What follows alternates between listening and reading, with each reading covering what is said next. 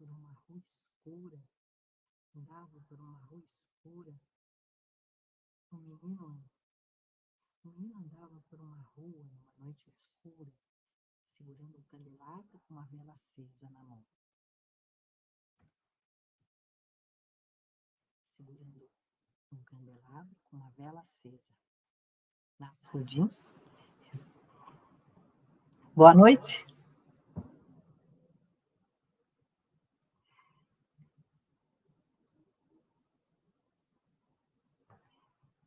Um menino andava por uma noite escura, numa rua muito estreita, carregando um candelabro com uma vela acesa na mão. Nasrudim passou e resolveu pregar uma peça naquele menino. Então ele chegou perto dele e disse: escuta, menino, será que você saberia me dizer, me responder, da onde que vem a chama dessa vela? O menino olhou para o Nasrudim, soprou a vela e disse: se você souber me dizer para onde ela foi, eu te respondo de onde ela veio.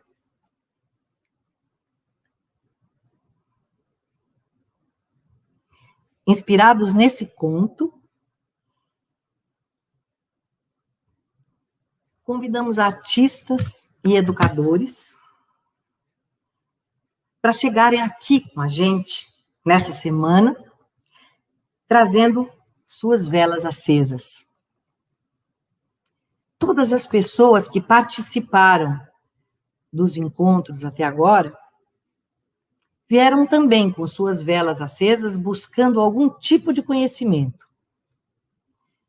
Nós não podemos, nem queremos explicar de onde vieram as chamas dessas velas e para onde elas irão. Para nós, foi muito bom perceber que as pessoas se aqueceram, se reconheceram, se aquietaram, se inquietaram nas chamas e luminosidades das velas umas das outras, aqui nesse nosso caravanserai. Obrigada a todo mundo que contribuiu para esse fogaréu. E hoje, nessa última noite do Boca do Céu dessa semana, nós trazemos com muita alegria, muita honra, uma queridíssima amiga que esteve com a gente na primeira edição do Boca do Céu, em 2001. Em outras edições também. Gilca Girardello, que veio e chegou agora com a sua vela acesa também. E para apresentá-la e para dar as boas-vindas para ela, em nome de toda a equipe do Boca do Céu, nós convidamos a Kelly Horace, também uma querida amiga que esteve muitas vezes com a gente e que estava também na primeira edição do Boca do Céu em 2001. E a gente sabe que ela gosta tanto da Gilca que a gente pensou em convidá-la.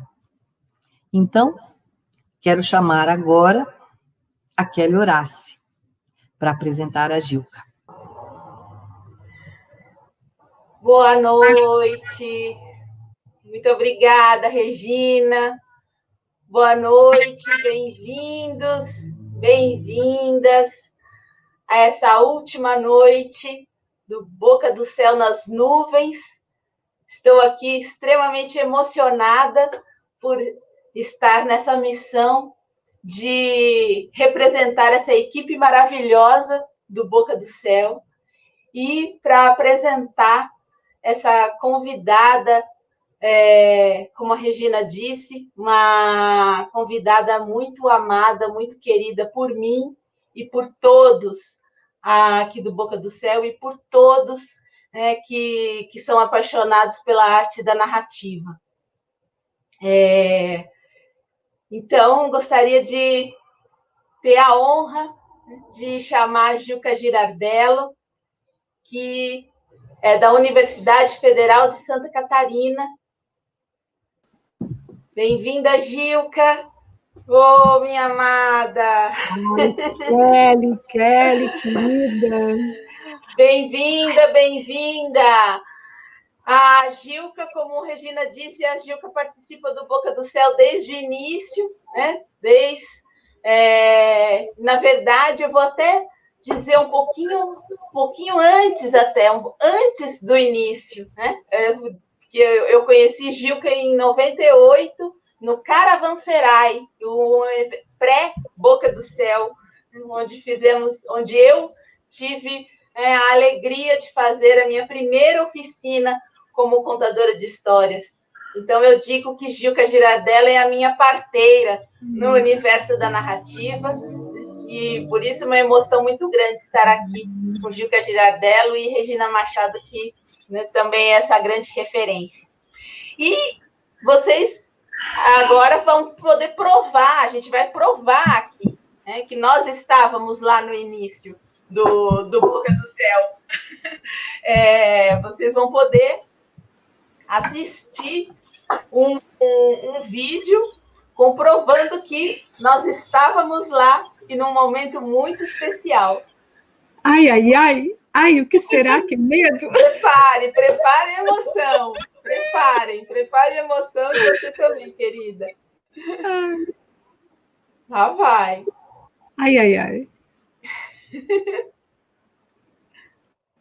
98, né? Ai, que legal. 2001.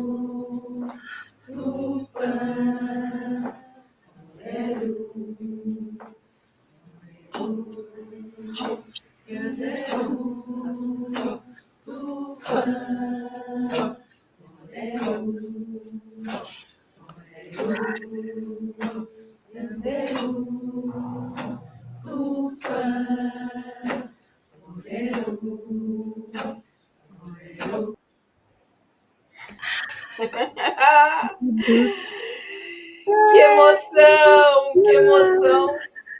Ver tanta gente. Que emoção ver tanta gente querida num momento tão especial, tão marcante. E a emoção continua. Não parou por aí, não, porque agora eu tenho uma carta afetiva para ler para você e para todos e todas aqui que estão conosco. Eu não vou dizer quem escreveu essa carta, embora eu acho que logo no começo você já vai descobrir. Gilca Girardello. O ano era 1995. Trabalhava como professor de filosofia numa escola em Florianópolis e a coordenadora me fez a proposta de reformular um projeto chamado A Hora do Conto. Neste trabalho, os alunos do ensino fundamental eram levados à biblioteca, onde era lido um conto como gancho para atividades de alguma disciplina. Não estavam muito satisfeitos com os resultados. Era um grande desafio e, na verdade, nem sabia por onde começar. Já conhecia a Gilca, tínhamos amigos em comum. Não lembro se algum desses amigos deu essa sugestão ou se eu mesmo já sabia do que ela se ocupava. O fato é que entrei em contato e marcamos uma conversa em sua casa. E este encontro mudaria a minha vida. Ela me abriu as portas do universo da narração oral, da importância das histórias, da sua verdade. O projeto passou a ser um momento lúdico de escuta de histórias narradas oralmente, sem serem pretexto de qualquer outro trabalho. e eu iniciava a minha trajetória como contador de histórias. Muitos, como eu, vieram a ser narradores profissionalmente ou não, em todo tipo de espaços e situações através da JIC, como carinhosamente a chamamos. Professora da Universidade Federal de Santa Catarina, em 1998, ela deu início a um projeto de extensão, a Oficina Permanente de Contadores de Histórias, logo conhecido como a Roda de Histórias da Igrejinha, pois funcionava no conjunto arquitetônico adquirido pela universidade a antiga Igreja da Santíssima Trindade e a Capela do Divino Espírito Santo. A igreja transformada em auditório e a capela em espaço de oficinas. O espaço era livre e a frequência mensal, sempre no último sábado do mês, das 9 ao meio-dia. A dinâmica era uma roda de histórias, intervalo e depois estudo e reflexão sobre aspectos da narração, informações sobre acontecimentos relacionados. Mas havia um pré-requisito. Quem fosse, tinha que ter uma história para contar. Rodávamos um limão, passando de mão em mão, cantando. O limão entrou na roda, o limão. E quando a música terminava, o limão havia escolhido o próximo narrador. A partir dessa roda de histórias, que seguiria ininterruptamente até 2012, a narração oral ou contação de histórias foi ganhando espaço entre nós. Seus frutos não demoraram a aparecer. No ano 2000, o coordenador de cultura do SESC de Santa Catarina, Vladimir Clant, percebendo o alcance e a potencialidade dessa prática, deu início a um ambicioso projeto de formação de contadores de histórias. Com a assessoria de Gilca e outros contadores, espalhou pelos estados curso de formação de 60 horas, seguido de Maratonas de Contos 2003. Primeiro projeto de circulação de espetáculos de narração de histórias, projeto Baú de Histórias, e a edição de um livro, organizado por ela, Baús e Chaves da Narração de Histórias 2003. Um marco e uma referência até os dias de hoje. A narração oral chegou até a academia, pois Gilca orientou trabalhos de pós-graduação abordando o tema. Hoje, os contadores de histórias de Florianópolis são articulados numa setorial de contadores de histórias. E tem cadeira no Conselho Municipal de Política Cultural. Santa Catarina é um estado onde você pode dizer, sem receber como resposta uma cara perplexa ou uma gargalhada, que sua profissão é contador de histórias. Muitos participaram dessa conquista, todos inspirados, direta ou indiretamente, pela nossa grande e querida mestra Gic.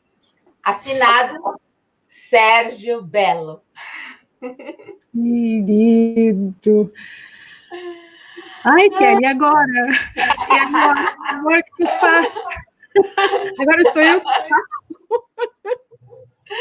Querida, então agora o espaço é seu, que você esteja aqui conosco nessa rede de afeto, nesse colo sagrado que você sabe proporcionar a nós como ninguém. Então, que nós estejamos agora nessa rede e sendo inspirados pelas suas palavras. Muito bem-vinda, querida. Nossa, Kelly do céu! Querida, muito obrigada. Regina, querida, muito obrigada. Muito obrigada. A todo o pessoal aí do Boca do Céu, muito obrigada. Vocês que estão em casa vendo, queridos, muito obrigada. Belo, querido, amado, que honra, que presente ouvir essas palavras. Se algum dia tu fores ouvir isso que eu estou dizendo aqui. É, realmente assim, gente, eu estou bem engasgada. Estou bem engasgada e eu acho que eu não posso ficar engasgada agora, tá? Acho que agora é hora de tentar dizer alguma coisa. E é curioso porque quando eu estava preparando aqui o meu roteirinho para falar, a primeira coisa que eu ia dizer, a primeira não, a segunda, tinha a ver com estar engasgado. Então eu vou antecipar, em vez de ser a segunda coisa, eu vou falar agora a primeira. Tá? Depois eu pego esse roteiro e vejo como é que eu me acho nele. Deixa eu começar subvertendo, fazendo bagunça aqui com os nossos planejamentos. Primeiro lugar, então, gente, deixa eu dizer assim, do que é esse espaço do Boca do Céu, sabe? Eu só posso dar, eu não vou nem falar da gratidão, mas eu só quero falar assim, todo mundo que está aí sabe, né? Todo mundo que está aí sabe o que significa esse espaço sagrado realmente do Boca do Céu. Cada uma de vocês, cada um de vocês que está aí sabe disso, né?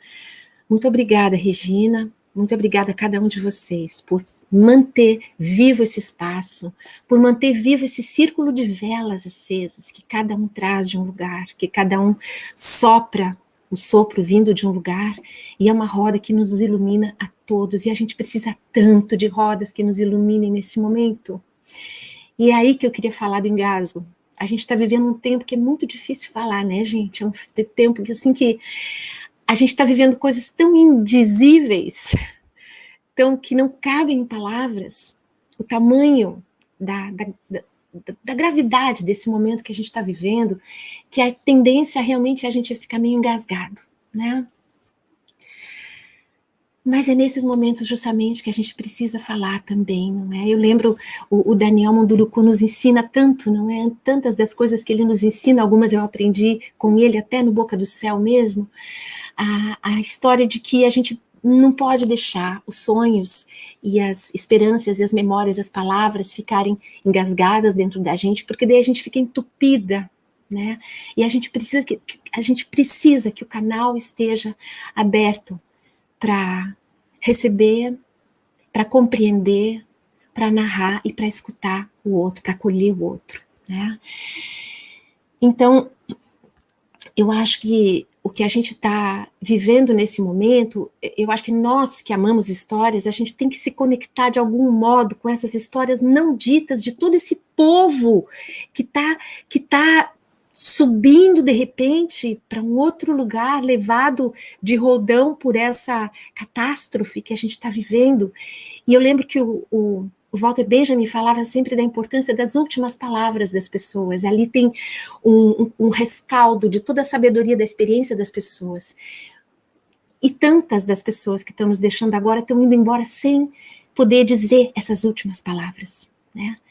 Por isso me parece que a escuta nesse momento, a possibilidade da gente desenvolver uma escuta sensível, uma escuta que vá para além das palavras, que vá para aquém das palavras talvez, mas que nos permita, de algum modo, narrar, de algum modo falar e, sobretudo, escutar essas palavras não ditas, que não estão conosco, mas que a gente vai ter que aprender a compreender. E aí, então, vou dizer para vocês que a minha fala aqui, por isso que ficou assim, na crina do vento sul, tá? O vento sul, o que é, né? O vento sul aqui no sul é aquele vento que vem do Polo Norte, que vem da Patagônia, que ele traz o frio, ele traz a intempérie, ele traz o inverno, né? Ele traz o mistério, então, também, né? E aí eu meio que vou seguir na crina desse vento, a partir desse lugar em que eu estou e de que eu vou falar, sobretudo eu vou falar deste lugar onde eu estou, aqui, a Ilha de Santa Catarina, com suas mitologias, suas histórias, suas lendas, mas de vez em quando a gente vai pegar um pouco uma carona assim no contrapé do vento sul e vai dar um pulo no Rio Grande do Sul, que é também um lugar de onde tanto eu como o Belo viemos, não é? Que também faz parte, assim, meio que do caminho da gente, e depois pegar carona no vento sul e voltar de novo para cá, e ir de novo para lá, e fazer alguma coisa, assim, que vai ficar bem longe de uma sistematização das histórias, da narrativa, das tradições orais do sul, tá? Eu não teria condições de fazer isso, precisaria de muitas vidas para conseguir fazer algo nesse sentido. Então eu vou usar como fio condutor dessa conversa mesmo os caminhos que a gente foi fazendo pela vida e as histórias que a gente foi encontrando nesses caminhos. tá bem? Vai ser, então, um mosaico muito cheio de buraco. Eu só espero que esses buracos sejam preenchidos por vocês, com as ideias, com as memórias, com as lembranças, com os complementos, para que a gente consiga, então, juntos, fazer desse um encontro em que emerja alguma configuração possível, algum sentido possível, né? Assim, gente, eu vou pedir, então, agora para Flávia colocar aquela primeira imagem. Eu trouxe, na verdade, algumas imagens para compartilhar com vocês aqui, para me apoiar nessas histórias. E são imagens de artistas, de fotógrafos, de pintores, para tentar, quer dizer, para trazer, então, imagens de imaginadores também, tá? Imagens que são também de contadores de histórias, né? Essa imagem que vocês têm aí é um quadro, eu até tenho esse quadro aqui em casa, eu olho para ele todo dia.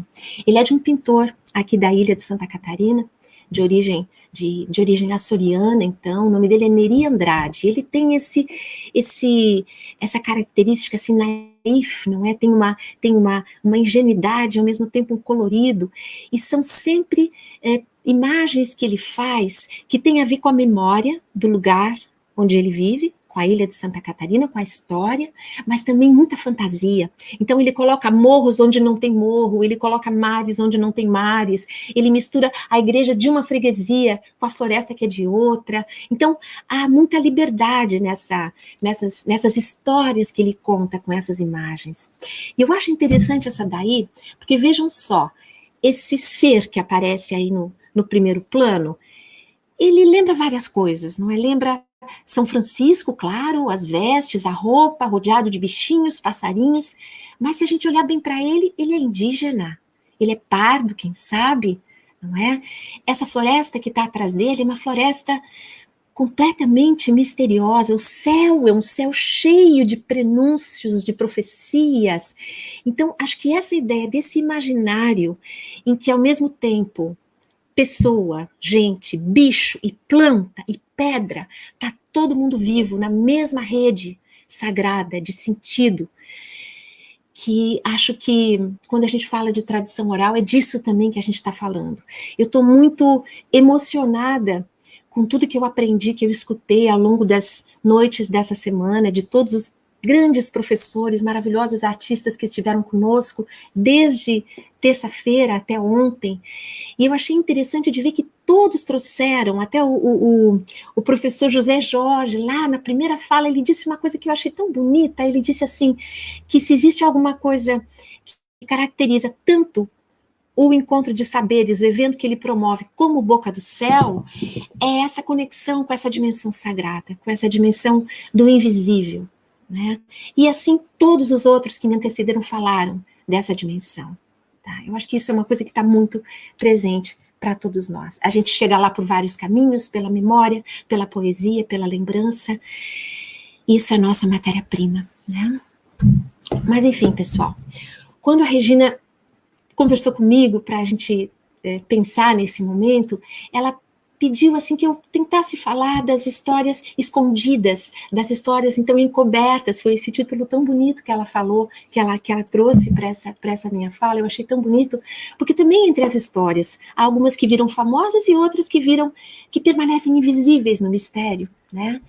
E aí então eu vou começar com uma dessas, com uma lembrança de infância. Não é exatamente uma história, é talvez uma lembrança de infância, que tem a ver com essas histórias não ditas, de povos que passaram sem deixar rastros, num chamado para que a gente consiga apurar a nossa escuta, apurar a nossa atenção, para escutar o que está vibrando no ar, mesmo para além, para aquém das palavras, né?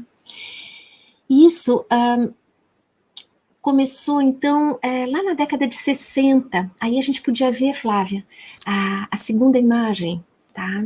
Naquele tempo, era a década de 60, as terras altas lá do norte do Rio Grande do Sul eram uma terra de pinheirais, de araucárias, como essa planta linda. Essa é a foto de um fotógrafo amigo aqui da gente, Zé Paiva, acho tão linda. E claro que as madeireiras já tinham derrubado muitas das araucárias, mas ainda havia muitas mais do que há hoje. E eu tinha talvez uns 10 anos de idade, quando eu fui com meu pai e minha irmã levar um arqueólogo colombiano que queria conhecer umas cavernas subterrâneas pré-históricas que ele sabia que existia naquela região. E daí nós fomos até um milharal, e ali um morador local, um rapaz do lugar, nos indicou onde é que era a boca da caverna, né? E aí entramos na caverna, debaixo do milharal, e foi incrível, assim, pessoal, porque eram túneis escuros, mas a gente tocava na parede dos túneis, e eles eram macios, era uma parede lisa de argila, macia, ao toque, e aí a gente ia entrando, assim, meio agachados, por aqueles túneis, aquelas galerias, e finalmente chegávamos a um grande salão, no qual desembocavam muitos outros túneis também. Ou seja, era uma cidade subterrânea, era um palácio subterrâneo, pré-histórico.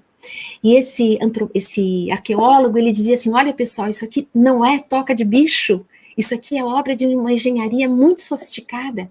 E aí ele dizia assim, sintam como é ventilado isso aqui, apesar de a gente estar lá no fundo do subterrâneo fechado, no escuro, né?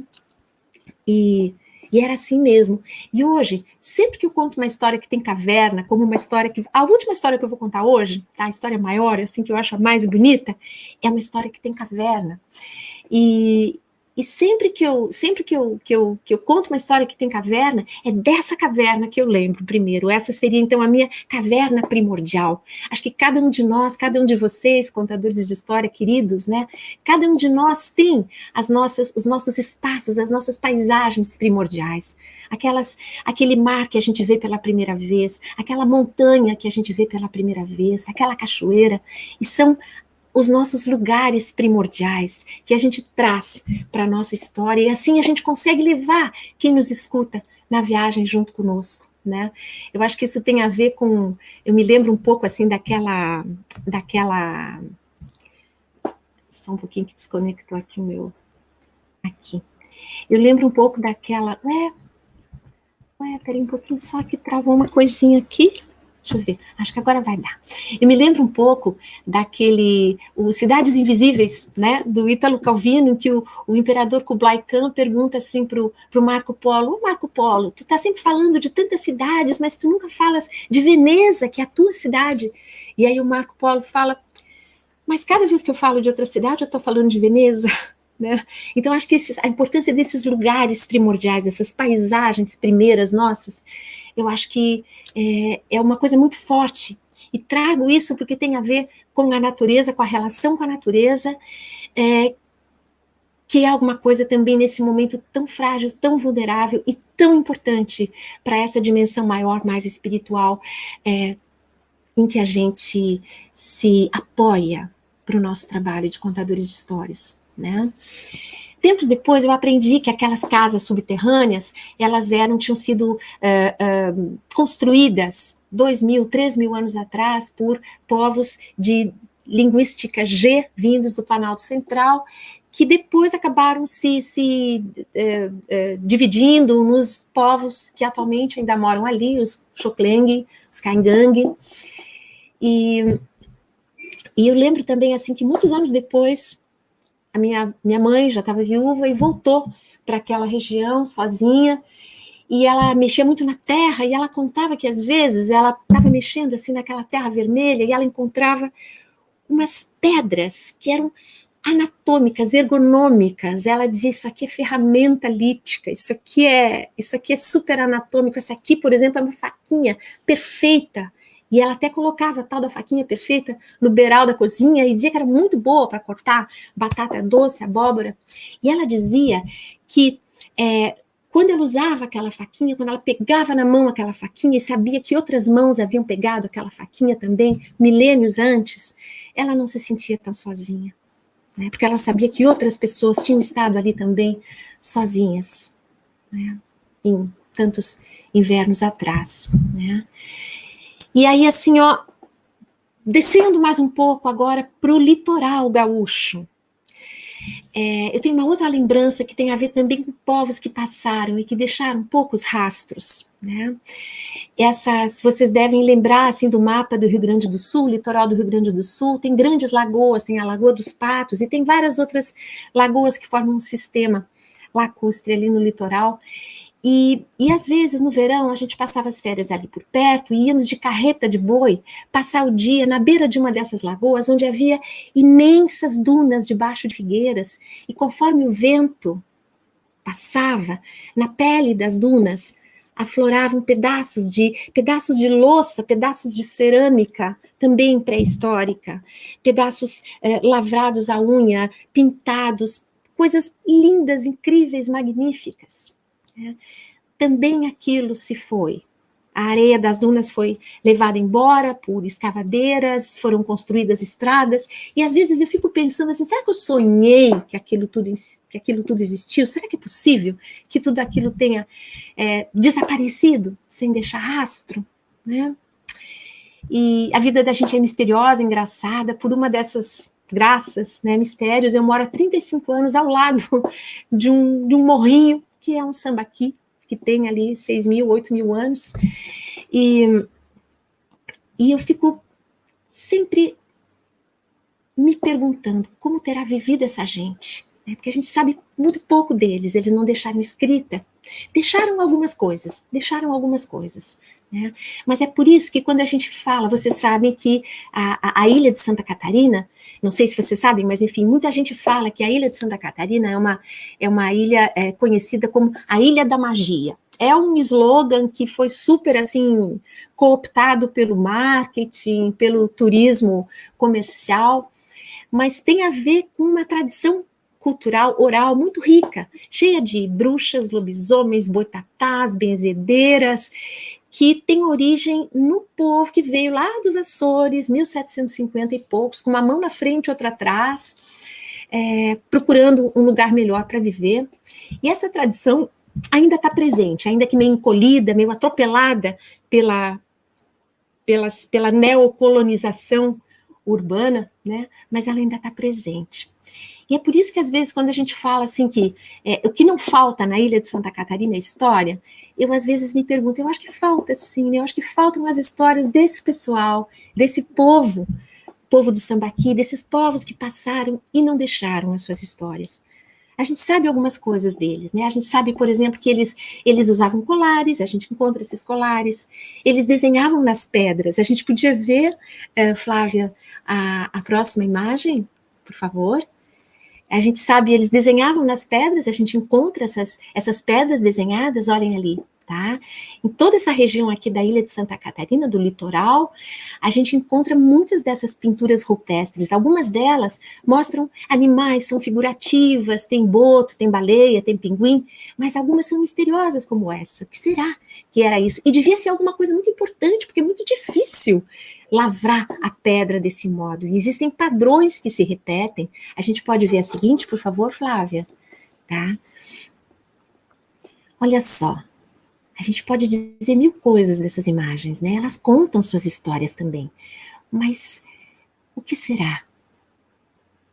Que histórias seriam essas? A gente sabe que porque eles eram humanos, claro, a gente sabe que as mães davam o peito para os bebês, a gente sabe que eles ficavam em volta das fogueiras, debaixo das noites estreladas. E porque eles eram humanos, a gente sabe que eles contavam muitas histórias também. Só que a gente não sabe que histórias eram essas. Ou será que sabe? Ou será que elas estão por aí, flutuando na espuma do mar? Será que elas estão aí nas pedras, onde a gente encosta, onde a gente pega sol? Enfim, talvez, de repente, essas histórias estejam todas vivas nas histórias que a gente lembra.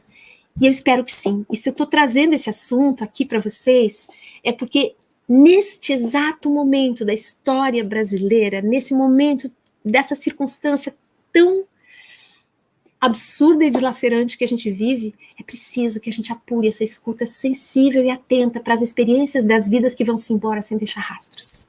Né?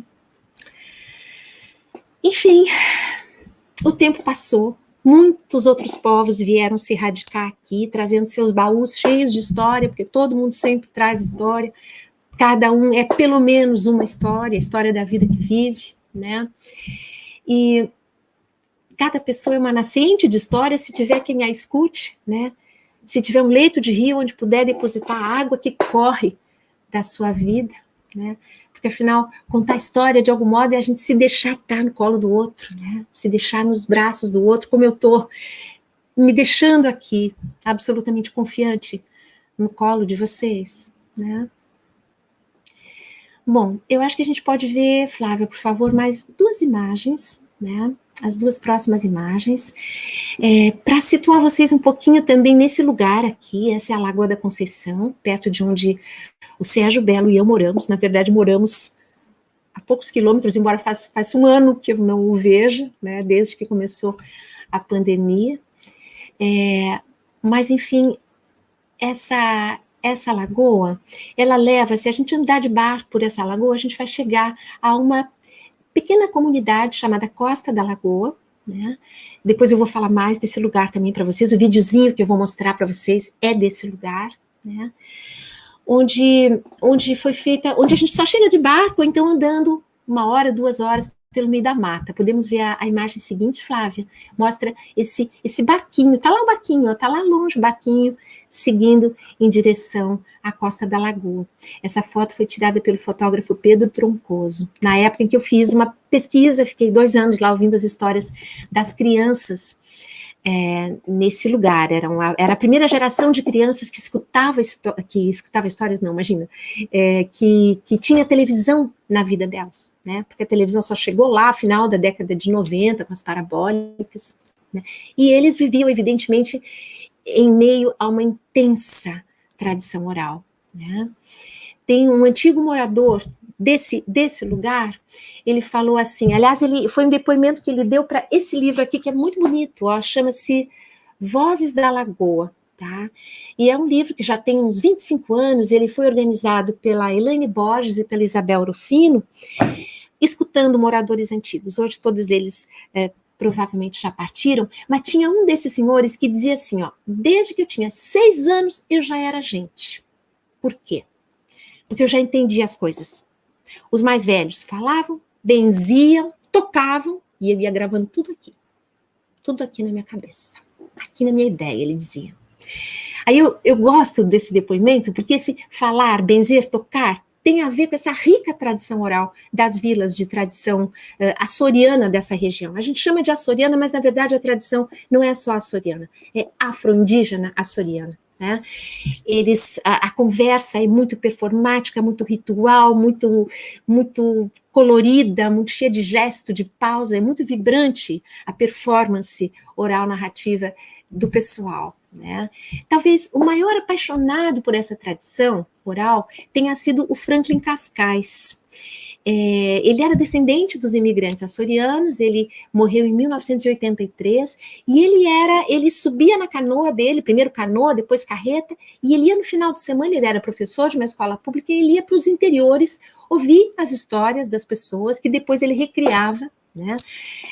Não só ouvia as histórias, ele era um multiartista, nós diríamos hoje, né? Ele desenhava coisas que eram registros do modo de vida das pessoas antigas, mas também ele inventava, ele recriava, ele tentava recriar aquele imaginário medieval açoriano, trazendo muito da sua inventividade, do seu imaginário viajante, bruxólico, né? Fadórico, que é uma palavra que ele usava muito também. O trabalho dele começou a ser reconhecido mais para o final da década de 70 e hoje é bastante reconhecido, tanto assim que eu queria mostrar para vocês, pode ser, Flávia, o mural que foi pintado agora recentemente por uma galera, Tiago Valde e sua turma, lá no centro da cidade. Esse era o Franklin Cascais, né? Ele anotou e recriou centenas de histórias populares com raízes, então, nesse imaginário medieval. Podemos ver a próxima, Flávia? É uma bruxa a cavalo, olha só que viagem, que viagem. Ele tem centenas, todo o acervo do Cascais está no Museu da Universidade Federal aqui de Santa Catarina. E assim, a gente tem que lembrar que as ilhas atlânticas dos Açores, tem uns que dizem que elas são assim, restos da Atlântida, tá? Porque elas estão quase que a meio caminho entre Portugal e América do Norte, ilhas vulcânicas, que começaram a ser povoadas na época da Inquisição. Então, Imaginem o tanto que tinha de cigano com as suas histórias, de descendente de mouro, descendente de árabe, de judeus, pessoas que tinham saberes espirituais fora da liturgia da igreja e por isso eram perseguidos. Então, quanta gente cheia de poderes mágicos se concentrou ali, e ali ficou 200 anos, ficaram ali 200 anos isolados, para depois, então, só lá no século XVIII, virem para o sul do Brasil, né? Ficaram aqui principalmente na ilha de Santa Catarina, no litoral de Santa Catarina, um tantinho deles foi fundar Porto Alegre, mas foi isso, né? Então, aí existe uma singularidade bem importante da tradição cultural em relação ao resto do Brasil. Tem uma força muito grande, porque essas lendas que a gente chama de açorianas, eu vou contar uma para vocês daqui a pouquinho, muitas vezes elas vieram de muito mais longe, né? Imagina se os Açores ficavam ali, quanto navegador celta deve ter parado ali, né? Com as suas fadas, né, com seus magos nas suas histórias, quantos navegadores nórdicos, com seus mitos vikings, podem ter passado e parado por ali, sem falar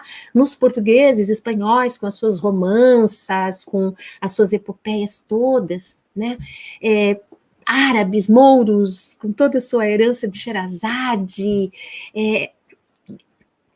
judeus abraçados nos seus livros, fugindo das fogueiras da Inquisição. Até hoje tem muita gente que percebe nos costumes e nas tradições daqui, dessa cultura, desse pedaço aqui do litoral de Santa Catarina, a presença hebraica, a presença judaica, muitas vezes bem escondida, nem as próprias pessoas sabem, né? Mas, enfim, juntando tudo isso com a riqueza do imaginário indígena, que já estava aqui, obviamente, né, com os africanos que foram trazidos à força, né, mas que não deixaram para trás os seus deuses, as suas sabedorias da floresta, do deserto, dá para ter uma ideia do tamanho, da riqueza, do sabor, do caldo desse imaginário povoado de beleza, de drama, de mistério, então, né. Deixa eu contar uma historiazinha aqui do Franklin Cascais, e aí a gente pode ver a ilustração, o desenho que o Cascais é o próximo slide, por favor. Isso, Flávia, obrigada. Vocês estão vendo aí as bruxas no barco, isso aí é uma imagem do Cascais. Ele conta, mas essa história é contada em todo o litoral, de diferentes formas, tá? Ele conta que um barqueiro estava muito encafifado, porque toda sexta-feira ele ia ver que o barco dele, embora ele deixasse o barco fechado, coberto assim de noite, ele ia ver que o barco parecia sujo de areia, né, embaixo. E ele dizia, mas o que está acontecendo? Aí um belo dia ele se enfiou dentro de um alçapão escondido no barco, e ali ele ficou esperando para ver o que acontecia, esperando por uma frestinha. Dali a pouco ele viu chegarem 3, 4, 5 mulheres bruxas, e elas entraram na canoa, não o viram, e começaram a remar, e cada remada delas era uma légua de mar que elas andavam, e aí então, poucas horas, elas chegaram numa praia. Chegaram na praia, atracaram o barco na praia, e foram cuidar lá dos seus assuntos. O dono do barco, o barqueiro, deu uma escapada do lugar onde ele estava, e aí ele foi ver o que tinha em volta, uma praia, assim, que ele não conhecia. Ele viu uma moita, era um pé de flor, talvez, né? Pegou um galho e viu que as bruxas estavam voltando. Daí ele se escondeu de novo no alçapão e ali ele ficou. Elas voltaram correndo, porque tinham que voltar antes do galo cantar, né? Porque senão elas seriam descobertas. E aí, qual não foi a surpresa dele? Quando dali um tempo, porque ele pegou o galho e plantou no jardim dele, né? Deu um pé de flor, um pé de roseira. Só que um dia apareceu uma comadre dele, que também era bruxa, tinha estudado para bruxa, inclusive, não sei se chegou a se formar, mas estudou. E ela disse, ô compadre, essa flor aqui eu aprendi na minha aula de bruxa. Essa flor aqui só dá na Índia. E foi aí que ele soube que era para a Índia que as bruxas o tinham levado naquela noite de luar. Como eu falei, essa história ela é contada em toda essa região do entorno da ilha. Bom, a gente sabe, né, assim, tem toda uma leitura toda uma leitura feminista da figura da bruxa, não é?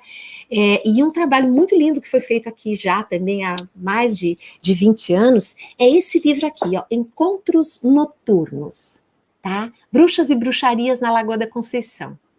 É um livro da antropóloga Sônia Maluf, que escutou também histórias de muitas, principalmente benzedeiras aqui do canto da Lagoa, sobre as bruxas, e ela discute muito o quanto a figura da bruxa no imaginário tradicional, que corre aqui na ilha, ela tem a ver com aquela pessoa que ocupa o espaço do homem, né? Por exemplo, essas bruxas da história, elas eram mulheres de negócios, e elas estavam usando o espaço da canoa, o espaço de trabalho do homem, não é?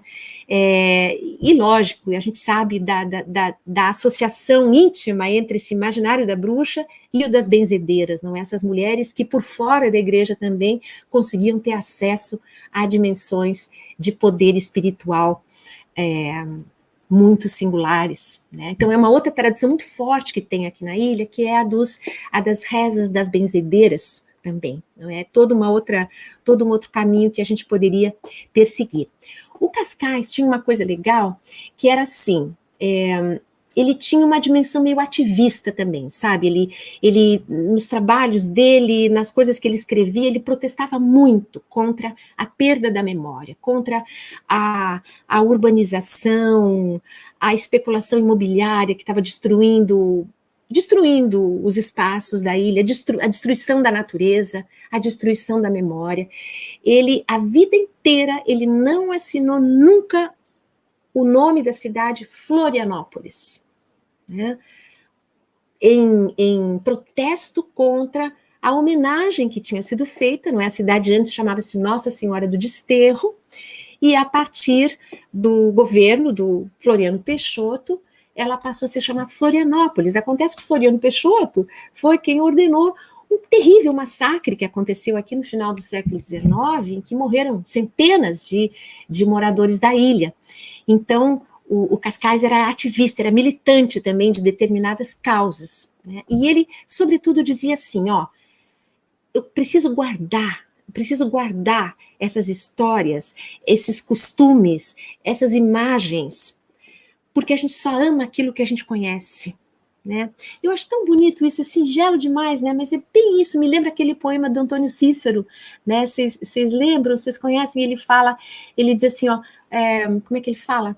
Guardar uma coisa não é escondê-la ou trancá-la em cofre não se guarda coisa alguma, guardar é olhá-la, é mirá-la, é admirá-la, é velar por ela, é estar por ela, é vigiar por ela.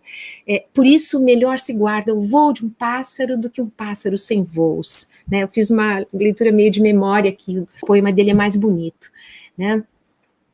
Mas assim, ó, em meio à vertigem dessas mudanças sociais das últimas décadas, quem parar para escutar ainda vai escutar muita história desse imaginário, né? Se falou muito aqui nos outros encontros do Boitatá, da Luz de Fogo. Aqui também se encontram inúmeras histórias de Luz de Fogo, né? E eu acho interessante o que diz, por exemplo, um morador aqui da Barra do Aririú, que é uma cidadezinha pequena aqui no continente, perto da ilha. Ele diz assim, ele fala, né, dos contos de Bola de Luz, por exemplo, tem um conto que diz que tem uma feiticeira aqui no morro da... Como é o nome do morro? Cambirela, que é o maior morro que fica aqui pertinho, quem olha para o continente, estando na ilha, né?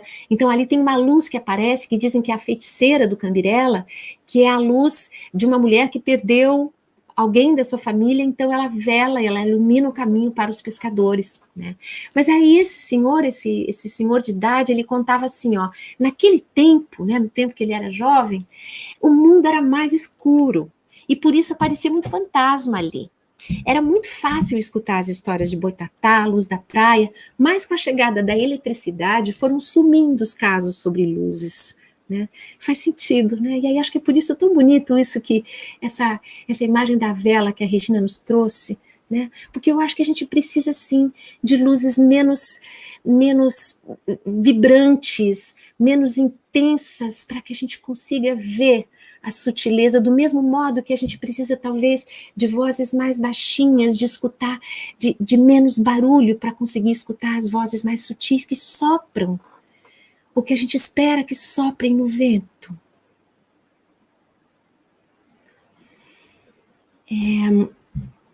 Assim, eu tô vendo que eu não vou ter tempo de contar todas as histórias que eu pensei em contar para vocês aqui, tá? Mas vou contar mais umazinhas. Assim, ó, tem muitas histórias que se contam aqui, que se contam também em vários outros lugares. Por exemplo, tem uma tal da história de um tal de Caga Minha Jé, olha se pode o nome, tá? E é uma história que foi escutada ali por moradores idosos na Palhoça, que é outra região aqui perto da ilha, do litoral, e é aquela história, gente, aquela história que está no Martin Buber, da tradição hebraica, ela tá nas tradições orientais, é a história do cara. Então esse tal de Caga Minha Jé na história se chama, perdão, mas se chama, é assim que ele se chama, tá? E aí ele sonha um dia que lá num certo lugar longe dali tem um tesouro enterrado. Ele vai lá, não encontra, mas aí alguém lá diz assim: ai, que bobagem essa história de atrás de sonho. Se fosse atrás de sonho, eu já teria ido lá na casa de um tal de Caga Minha Jé, que eu nem sei quem é, nunca ouvi falar, nunca vi mais gordo, porque eu sonhei uma vez que tinha um tesouro enterrado na varanda da casa desse tal cara. Daí ele vai para casa, encontra o tesouro. Então, assim, as histórias, elas estão aqui também, no meio desse imaginário todo. E muita história de lobisomem, né? Eu vou pular um pouquinho, eu ia contar um monte de outras histórias, mas eu vou pular um pouquinho, porque eu queria mostrar para vocês um grupo. Eu queria falar, então, assim, ó, eu falei para vocês que essa cultura local aqui, ela é uma teia, né? Então, assim, ó, tem a bruxa, tem a benzedeira, tem a pessoa que faz a rede de pesca, tem o pão por Deus, que é uma tradição muito bonita de mandar recadinho em coração para o amado, tem as cantorias de ratoeira, que são grandes rodas de verso que as pessoas cantam, e essa, assim, veio lá dos Açores, e tem também o boi de mamão, e é dele que eu queria falar um pouquinho para vocês, tá? Mostrar o vídeo. Mas é assim, ó, só um pouquinho antes de mostrar o vídeo, deixa eu dizer o que é isso. O boi de mamão é a manifestação local aqui quer dizer, é uma brincadeira, é uma dança, é teatro, é jogo, sobretudo, são brincantes mesmo, então, né? Mas ela tem algumas singularidades em relação aos outros bois brasileiros, né? Boi bumbá e todos os outros bois. Claro, a história é o mito da morte e da ressurreição do boi, né? Com todas as conotações que a gente conhece, mas ela tem algumas singularidades, né? E aí um dos grupos, talvez o grupo mais ativo, não dá para dizer o mais, mas assim, talvez um dos mais ativos em Santa Catarina, especialmente nessa região, de pesquisa e valorização dessa tradição oral, é um grupo que se chama Arreda Boi. É isso aqui, ó, da Barra da Lagoa, que foi criado pelo Nado Gonçalves. O Nado Gonçalves, ele vai fazer uma falinha nesse vídeo que eu vou mostrar para vocês, tá? Ele, só para situar rapidinho quem ele é, para mostrar a diferença que faz uma pessoa, às vezes, na vida de uma comunidade inteira, de uma cultura inteira, né? Ele nasceu no meio da cultura tradicional, de origem açoriana, na Barra da Lagoa, cresceu no meio de avô, avó, mãe, tio, que faziam boi de mamão. Ele começou a trabalhar junto a grupos de idosos, né? E formou-se em educação física na universidade, foi dar oficina de boi de mamão para os professores da rede municipal de ensino de Florianópolis. E naquela época, isso 30 anos atrás, não se brincava mais de boi de mamão, quase, na cidade. Era uma coisa que estava completamente esquecida, decadente. Depois dessas oficinas que o Nado deu, começou a brotar de novo, a rebrotar a alegria do boi de mamão nas escolas, porque as professoras levaram para as escolas e voltou o boi de mamão, e hoje existe toda uma tradição muito viva, muito bonita de boi de mamão nas escolas. Aí esse videozinho que eu quero mostrar para vocês é assim, ó, deixa eu situar. A gente vai ver o comecinho e o finzinho só. Por quê?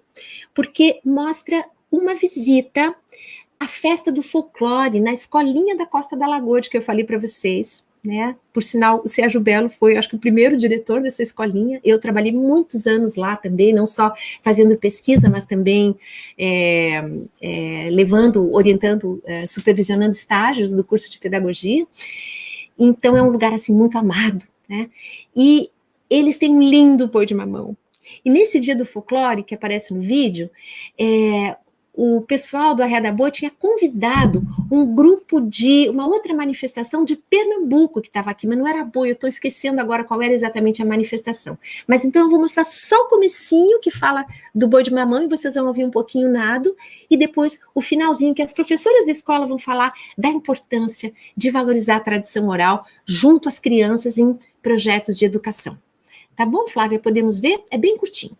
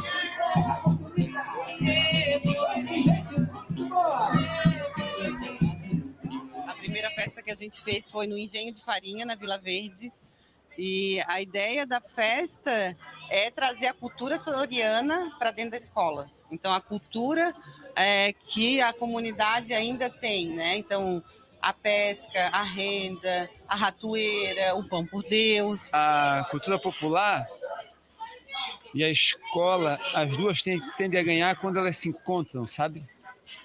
Porque... essencialmente, principalmente a escola pública, ela reside aqui filhos de trabalhadores que brincaram com esse conhecimento de benzedeira, de brincadeiras populares, boi de mamão, essas coisas todas, né? Mas me parece que o currículo escolar ele deu as costas para esse conhecimento popular, né? Dos pais e mães das crianças. E quando a escola faz esse movimento de querer não sistematizar, mas começar a dialogar com o boi, com as comidas, com aquilo que é próprio das pessoas do lugar, né? Ela começa a criar uma relação muito mais forte e as crianças começam a entender que a escola é como se fosse uma continuidade da sua casa, como se fosse... A escola não é um disco voador que aterrissou na costa da lagoa, na barra da lagoa. Esse era aí já era o outro grupo lá do Pernambuco, por isso que eu pulei. Agora retomamos. Minha geração já não tem mais ninguém que sabe fazer rede, renda, não deixar morrer. Se a gente não fizer a festa, mostrar para as crianças como isso é importante, daqui a pouco a costa vira um lugar normal, não é igual outro lugar que desenvolveu e perdeu toda a tradição, e a gente não quer deixar morrer. Por isso que a gente, quando faz os convites, pensa em fazer sempre voltado à comunidade. Uma vez é uma tarrafinha, outra vez é uma bernucinha, um birrinho, uma almofadinha, para as crianças dar valor à tradição do local. É ampliar os muros da escola para fora da escola, né? Acho que isso é o mais importante. A gente está ensinando muitas coisas assim, ó, e com a cultura a gente consegue trabalhar um monte de coisas. A gente pode trabalhar a produção de texto, a gente pode trabalhar outras linguagens, né? Teatro, a música, a poesia, isso tudo é ensinamento, isso é educação, né? Então, se não precisa estar ali fechado para ensinar uma poesia, não, vamos articular e trazer a cultura para dentro da escola e ensinando os conteúdos escolares também.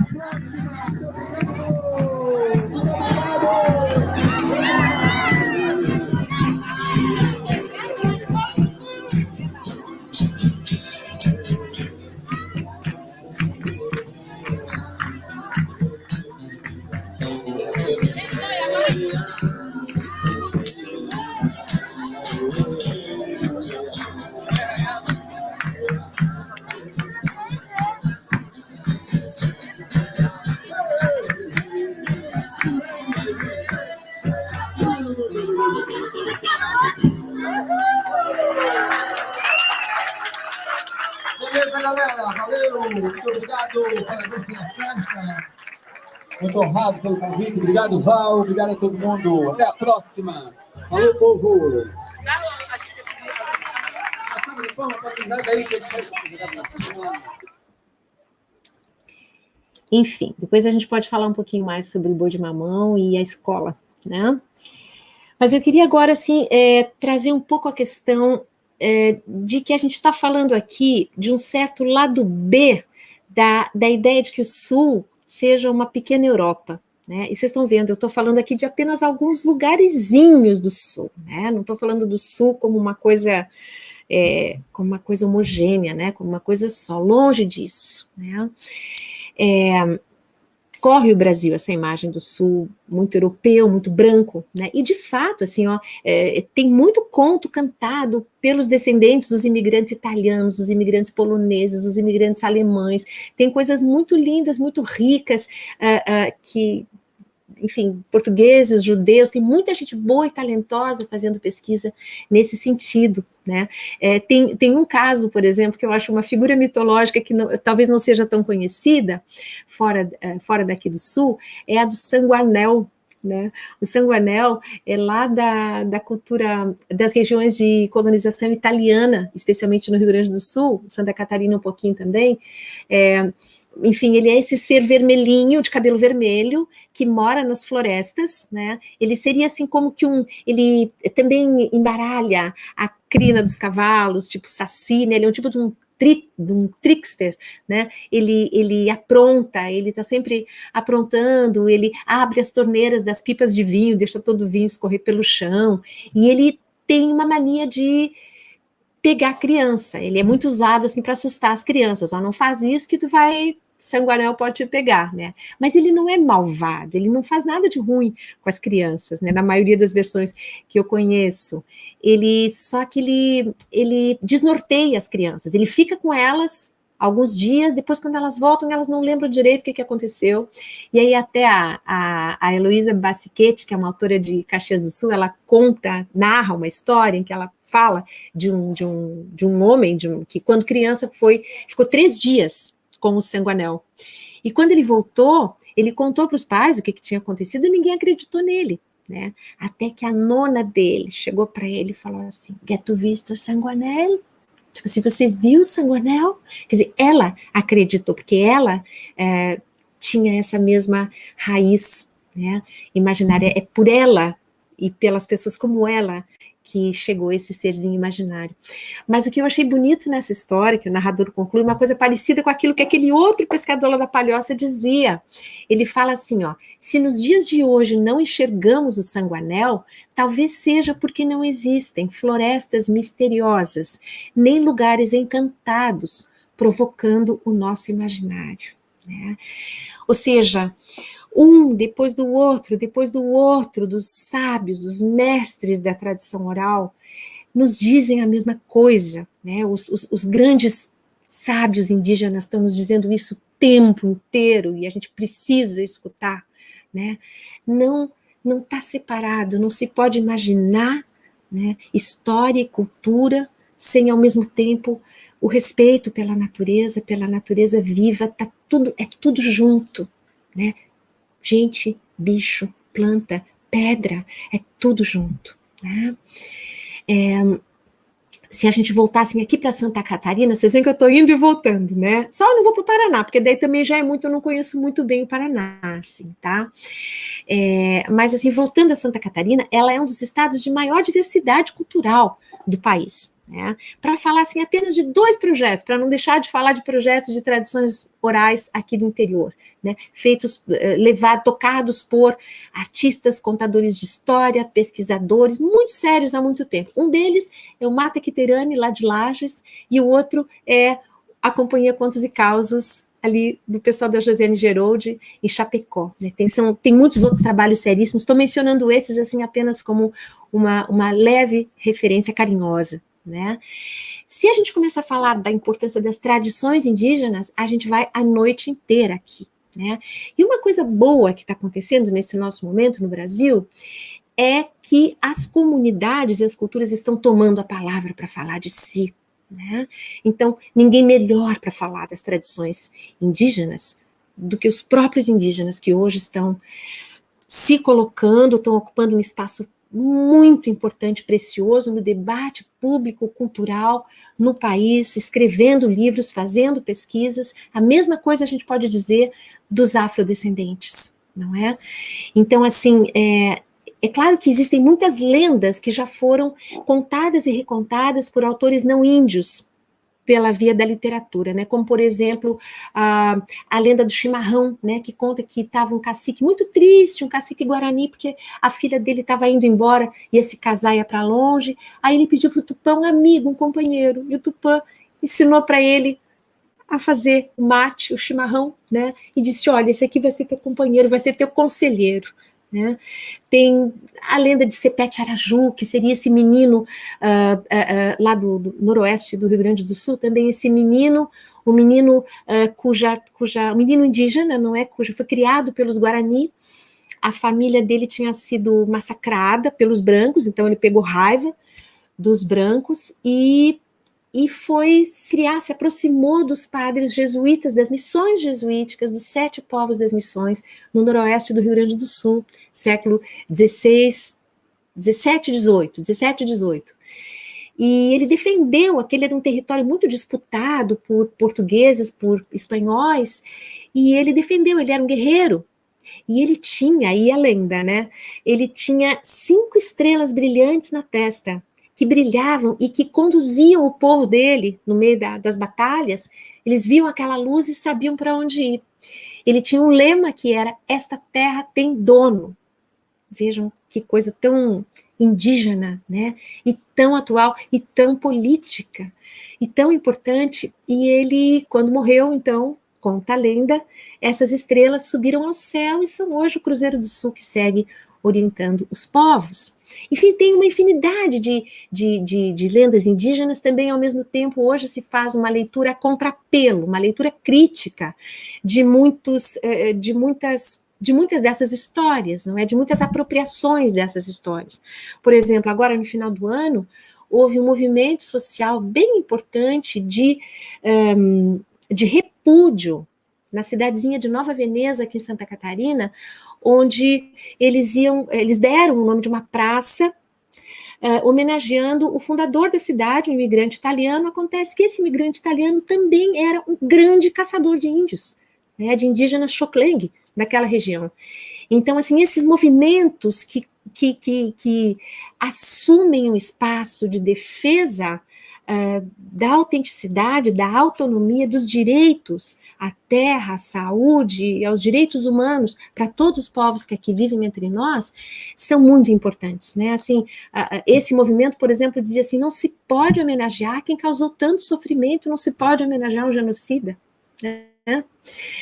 Bom, hoje, então, a gente tem assim, muitas comunidades criando livros. Então, tem um professor indígena que escreveu um livro chamado Palavras do Xeramoim, que é um livro para crianças, em que ele conta as histórias que o avô dele, Guarani, contava para ele.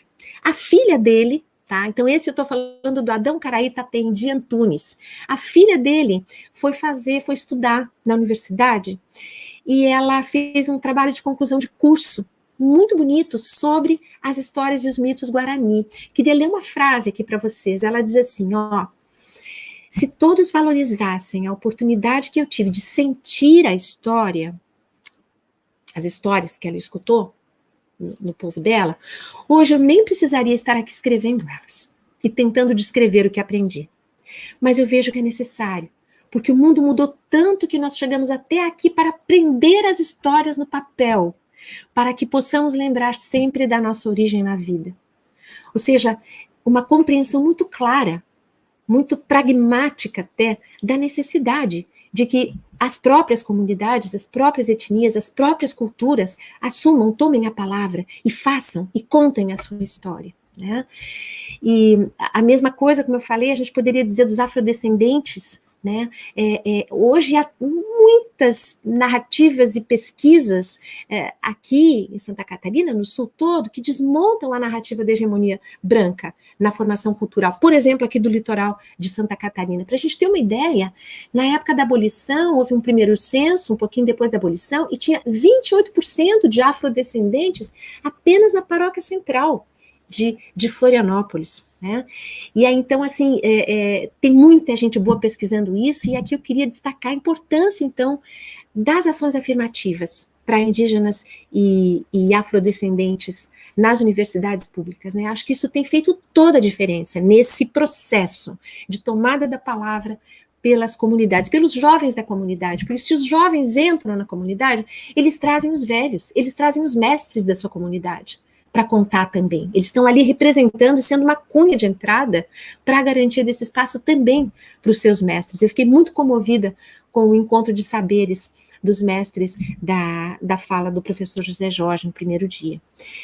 E aí, assim, ó, vamos dar uma olhadinha no próximo slide, por favor, Flávia?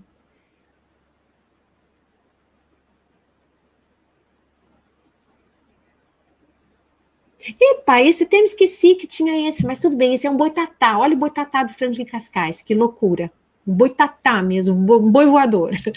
Podemos passar para o próximo, então, Flávia? Ali, ó, não sei se vocês estão conseguindo ver, esse é um quadro tecido, bordado com tecido, da Maria Celeste, que foi uma artista daqui da ilha de Santa Catarina, faleceu há poucos anos, com 97 anos, e ela também fazia muitas pinturas de memória, sobre memória de infância aqui na ilha. É uma festa de São João, mas se vocês olharem bem, vocês vão ver que todos são negros, né?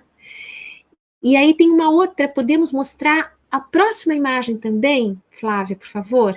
Vocês estão vendo? Esse é um outro mural que tem agora no centro da cidade de Florianópolis, e essa mulher chama-se Antonieta de Barros, ela chamava-se Antonieta de Barros, eu acho que está aí um exemplo de uma história que estava encoberta até há pouco tempo. Essa mulher, gente, ela foi simplesmente a primeira deputada eleita negra de todo o país, de todo o Brasil. Ela era filha de uma escravizada liberta, uma lavadeira aqui de Florianópolis, nasceu em 1901, e ela conseguiu estudar e ela virou professora. Ela era professora, jornalista, escreveu centenas de colunas nos jornais, né? E a sua grande bandeira era a educação. Né? Então, acho que existem até hoje assim, alguns trabalhos, tem um documentário muito bonito da Flávia Persson sobre a Antonieta de Barros, tem um livro para crianças, escrito pela Eliane Debus, que se chama Antonieta. Então ela é uma figura que vem sendo redescoberta para ser a inspiração que ela deveria ter sido desde sempre. Né? Uma pioneira dos direitos da mulher, das crianças, do povo negro, ao seu espaço na sociedade, né? Um espaço digno na sociedade. Bom, muitas e muitas e muitas e muitas e muitas outras histórias, mas eu vou pular por cima de um monte delas, porque eu quero chegar nessa história mais especial, assim, eu acho uma história bem bonita que eu quero contar para vocês. E é uma história, para chegar nessa história, a gente vai ter que viajar aí, assim, ó, na contramão do vento sul, de novo, lá para o Pampa do Rio Grande do Sul. E aí, então, a gente pode ir para a próxima imagem. Eu acho que deve ser a próxima imagem, Flávia. O Pampa do Rio Grande do Sul. Vocês estão vendo essa paisagem? Essa foto é da Luciana Hartmann. A Luciana Hartmann é uma antropóloga, professora da Universidade de Brasília, que tem um trabalho muito lindo, e eu aprendi muito sobre as tradições orais do Pampa através da pesquisa dela, né? A tese que ela escreveu, a tese de doutorado em antropologia, muitos anos atrás, depois ela escreveu vários livros, chamava-se, olha o nome, tá?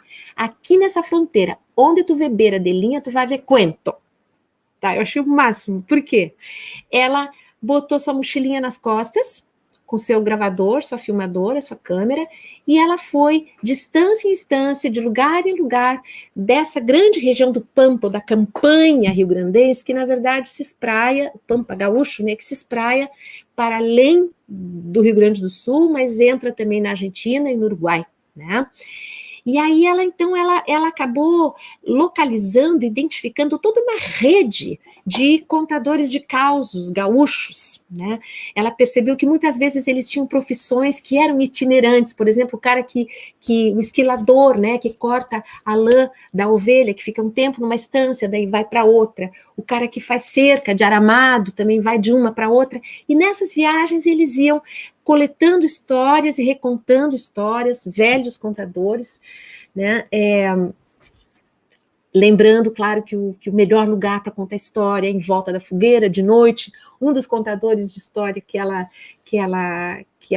enfim, com quem ela trocou ideia lá, ele dizia assim, ó, conto a gente só conta de noite. Quem conta causa de dia cria rabo, fica rabudo. Ó, isso é bom saber, né? Isso é bom para nós saber, tá?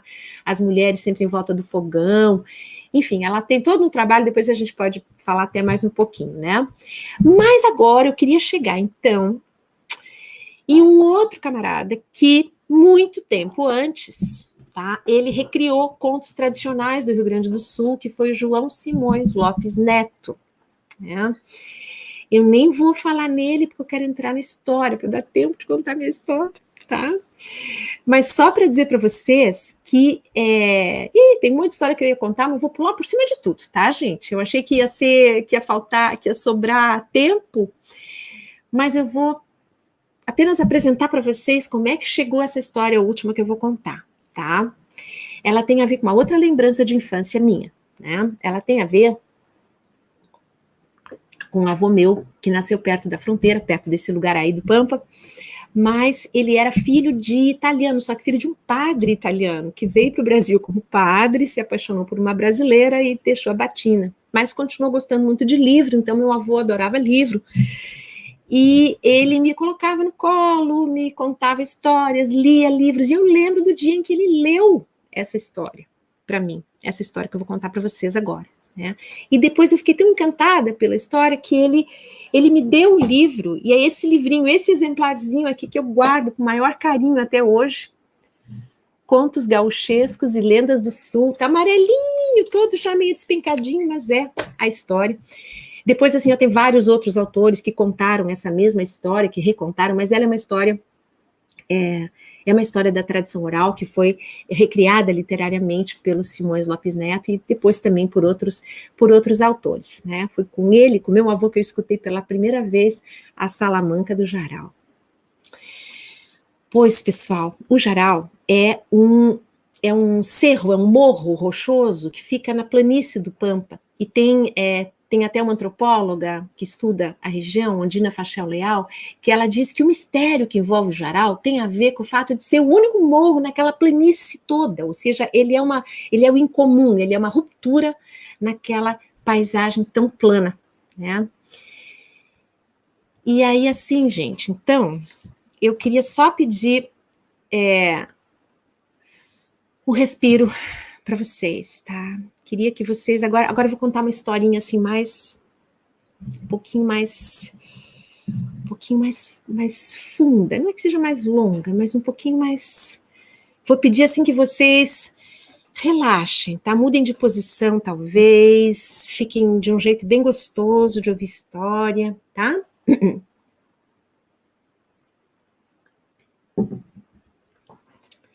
Que eu vou contar para vocês a história da Salamanca do Jarau.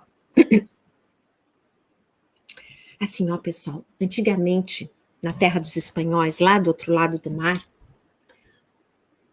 os mouros mágicos guardavam o condão mágico deles no colo de uma fada velha, que na verdade era uma princesa moura, que eles tinham transformado em fada para que ninguém a descobrisse.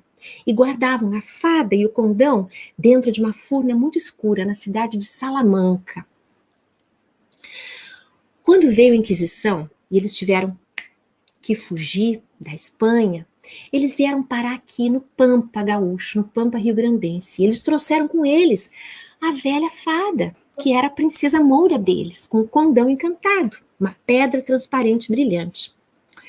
Quando eles chegaram aqui no Pampa Gaúcho, logo encontraram Anhangá, que era um espírito andarilho, que tinha luz, tinha sombra, e que protegia os animais pequenos da floresta quando ele viu aquela princesa Moura encantada em fada, ele teve uma coisa e resolveu se apropriar dela. O que ele fez? Anhangá.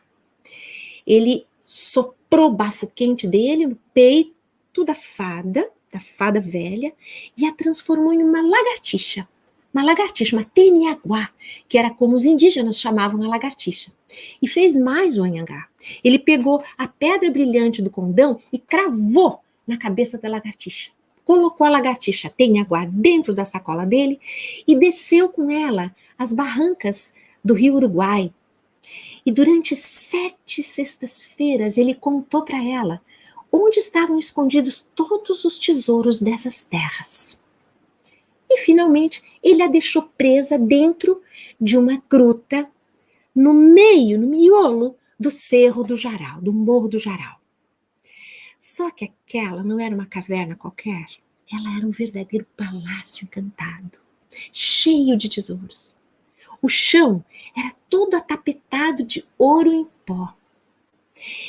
A caverna era cheia de poços e cada poço era mais cheio de joias, de cálices de ouro, de pedras preciosas de todas as cores. E a caverna também tinha caminhos por onde vertia água que ia dar em uma lagoa ali perto. E o Anhangá foi embora, deixou a Teniaguá ali presa, achando que estava tudo bem. Só que ele não se atentou em uma coisa. Que a Teniaguá, ela era mulher.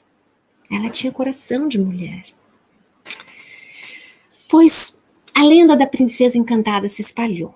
E muitos aventureiros vieram farejar em volta do Cerro do Jaral para ver se encontravam alguma abertura, mas não viam só a parede lisa do morro, a encosta do morro. Porque eles tinham ouvido falar que quem conseguisse pegar a Teniaguá ia ser o homem mais rico do mundo. Ia ser mais rico do que o Papa de Roma, ia ser mais rico do que o rei da Trebisonda, ia ser mais rico do que o Carlos Magno com todos os seus 12 pares. Alguns achavam que aquela era apenas uma lenda e não davam a maior bola. Muito bem. Um dia, passava por ali, por perto dessa lagoa que ficava ali perto do Cerro do Jaral, um sacristão. Um sacristão que morava e trabalhava numa missão jesuítica ali perto. E ele estava andando por ali quando ele escutou um barulho, olhou para a água da lagoa e viu que ela estava borbulhando, assim como se estivesse fervendo, sabe? Ele achou aquilo estranho, e dali a pouco mais estranho ainda ele achou quando de dentro daquele fervo todo saltou a lagartixinha, a Teniaguá, e ficou assim, olhando para ele, com aquele diamante brilhante na testa. Ele conhecia a lenda, ele sabia da lenda, mas ele pensou, coitadinha, e ele pegou então uma guampa, achou uma guampa ali, encheu de água e colocou a Teniaguá dentro, tampou assim com a mão e foi correndo para o quarto dele, para o claustro dele, lá no convento, lá na missão jesuítica. Colocou ela dentro do quarto, fechou o quarto e foi buscar mel para ela comer. Quando ele voltou, quando ele abriu a porta, ele não viu mais ela ali. Ele viu, foi uma moça tão linda, mas tão linda, mas tão linda, com os olhos assim muito verdes, olhando para ele e com um véu onde brilhava uma lua de prata, o crescente muçulmano. E ele não conseguiu dizer nada, ficou assim estatelado, mas ela falou. E ela disse, eu sou a princesa Moura, a guardiã dos tesouros na casca do mundo. Muitos me procuraram com o coração cheio de ambição, mas tu não. Tu cuidaste de mim, me deste de beber, me deste de comer, e fui eu que vim até ti, fui eu que subi, porque estava escrito desde o começo dos tempos que tu serias o meu par. Vem comigo, vem. O que ele podia dizer? Aquela hora, olhando para os olhos dela, ele já estava tomado de amores, perdido de paixão por aquela coisa mais linda do mundo. E assim foi que o sacristão e a formosa princesa Moura viveram noites de amor como nunca se viu, regadas pelo vinho que ele roubava do altar dos padres, imaginem só. E aí, claro, ele não dormia de noite, de dia ele ficava ali por ali meio tonto, os padres começaram a estranhar, até que um belo dia de manhã cedo, depois de uma noite de vinho e de amor, o sacristão não conseguia acordar para tocar o sino, para acordar os padres. E o sol raiando, batendo na cara dele, daí a pouco abre a porta e entram os padres no quarto e está ele jogado no chão seminu. Ela não estava mais ali não, ela tinha desaparecido. Mas ela tinha deixado no ar o seu perfume feminino e ela tinha deixado também enrolado no corpo do sacristão o seu véu de seda como crescente muçulmano. Vocês imaginem o escândalo, não somente era um caso de amor clandestino dentro de um convento jesuíta, como era um caso de amor clandestino com uma moura, com uma infiel. Ele foi condenado à morte, não tinha como. E aí ele já estava na praça, esperando o golpe do carrasco na frente da multidão toda em volta, quando de repente se escutou um ronco vindo da lagoa e todos olharam para lá e a lagoa começou a ferver, e de dentro saiu a Teniaguá e com aquela pedra brilhante que ela tinha na testa, ela cavou assim um abismo e a água da lagoa veio torrencial por aquele abismo, como um tsunami, um jorro, que ia afogar a missão inteira. Todos começaram a gritar, socorro, socorro, nós vamos nos afogar, e todos estavam desaparecendo. Um vento incrível, um vento que vinha para todos os lados, que sacudia, que quase levava os animais, as pessoas pelos ares, quando de repente um milagre aconteceu. E no céu, uma cruz se desenhou. E naquele momento exato, o vento parou. A maré amainou e as águas voltaram para o seu leito. Todos foram para sua casa, apavorados. Só ficou ali o sacristão e a Teniaguá. E ele acompanhou a Teniaguá, atravessou o rio junto com ela e foi com ela até o castelo encantado, dentro do Cerro do Jarau. E ali ele ficou com ela. Ali ele ficou com ela 200 anos. 200 anos se passaram. E aqueles dois ficaram ali, presos, suspensos da vida, presos no feitiço e presos no amor que um tinha pelo outro. A lenda continuava a rolar, a lenda dos tesouros da Salamanca, do Jarau, né, que era como era conhecida a gruta. Muitos aventureiros não paravam de chegar para ver se eles conseguiam encontrar a boca da gruta, e a todos o sacristão recebia. Era uma aparição, uma visão, né, gente? Ele aparecia assim, com o seu traje de sacristão, um vulto com a face muito pálida e muito triste. Ele ficava assim, quieto, quieto, quieto, quieto. Todos iam embora. Um dia, passou por ali. Por que ele ia receber todos? Ele ia receber todos porque ele esperava que alguém, um belo dia, o saudasse em nome de Deus. Porque era isso que precisava, que ele fosse saudado 3 vezes no nome de Deus para que o encanto se quebrasse. E aí foi que um dia passou por ali um vaqueiro muito pobre, chamado Blau Nunes, que estava procurando um boi dele que tinha se perdido. Aí quando ele viu, ele, sem perceber, ele chegou perto do Cerro do Jarau. Foi chegando por ali, daí a pouco ele viu o vulto da face pálida e tão triste. Ele conhecia a lenda. Ele era neto de uma avó índia charrua, que tinha contado para ele da lenda. Mas ele achava que era só uma lenda. Em todo caso, por via das dúvidas, resolveu cumprimentar aquela visão e falou: "Louvado seja Jesus Cristo!" E o sacristão falou: "Para sempre amém. Tu foste o primeiro que me saudou no nome de Deus. Por isso, então, eu vou te mostrar a entrada da gruta." E aí ele fez um gesto e apontou, de fato, uma entrada que tinha se aberto na pedra antes lisa da face da montanha. E ele disse: Entra pelo túnel, vai pedra dentro. Assim tu vais conseguir chegar aonde está o condão encantado. Mas eu vou te dar um conselho. Alma forte, coração sereno. Alma forte, coração sereno. O Blau, então, o vaqueiro, entrou por aquela fresta na pedra da montanha e se viu dentro de um túnel muito escuro. E ele sentia dedos frios que tocavam assim nos ombros para que ele fosse adiante, invisíveis, não tinha ninguém, mas ele sentia nitidamente aqueles dedos gelados. E aí ele andou mais um pouquinho e daqui a pouco ele viu na frente dele 2 espadachins lutando, assim, no meio do túnel, não tinha por onde ele pudesse passar. Ele ficou apavorado, quis dar meia volta, mas daí ele lembrou do conselho do sacristão. Ele tinha que manter a alma forte e o coração sereno. Aí ele respirou fundo, fechou o olho e passou pelo meio dos espadachins, sentiu o frio do fio das espadas, mas elas não o feriram. Aí ele andou um pouco mais e daí a pouco ele encontrou um jaguar e um puma.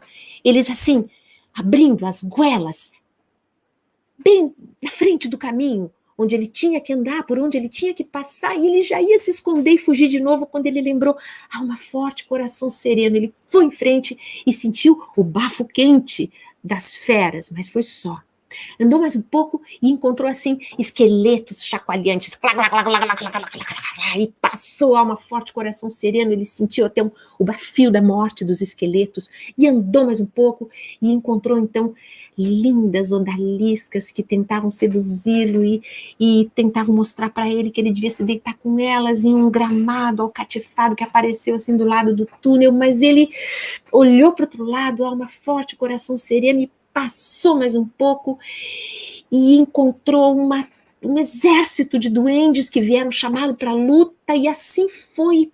Por 7 provas ele passou, até que ele chegou no grande salão do palácio encantado dentro da gruta, todo atapetado de ouro.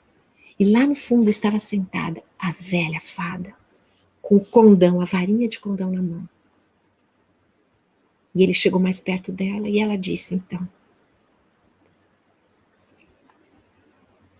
7 provas tu passaste, vou te dar 7 escolhas. Tu queres vencer todos os jogos? Jogo de truco, jogo de carta, jogo de cavalo, jogo de rifa, jogo de dado, queres?